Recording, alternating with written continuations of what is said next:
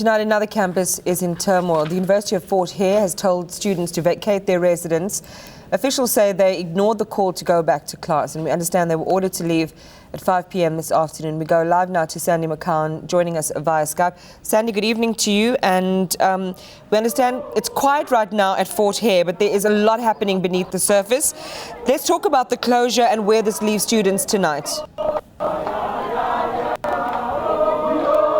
We've seen a number of students leaving today because the management gave a deadline to vacate the residencies by 5 o'clock. 5 o'clock has come and gone, and as you can see, many students are still remaining here.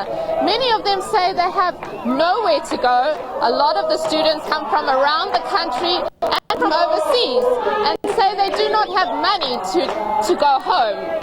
Management gave them this ultimatum to leave, saying that if they did not return to class yesterday, they would shut the university down. So far, management has not taken another step to evict the students. I'm joined now by the SRC president, Laxolo Ngala, who will be talking to us about what position the SRC is taking now. Thank you for joining us. What is the position of the SRC now? We know that you called for all students to stay. What are you saying now that the deadline has passed? We are very disappointed because we are not interested in this Hollywood drama of management. All we ask for is that our grievances must be given attention.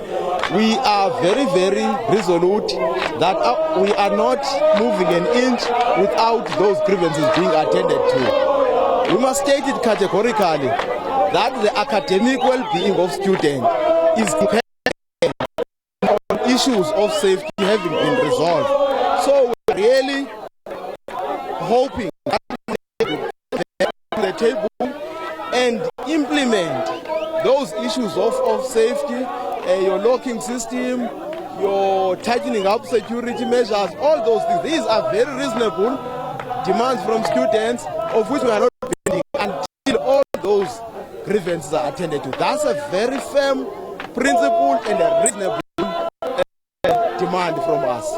That's where we are. There has been confusion as to whether this is a fees must fall protest. What is this protest about? The protest is not a fees must fall protest. It's a protest that has been there for almost 3 weeks now.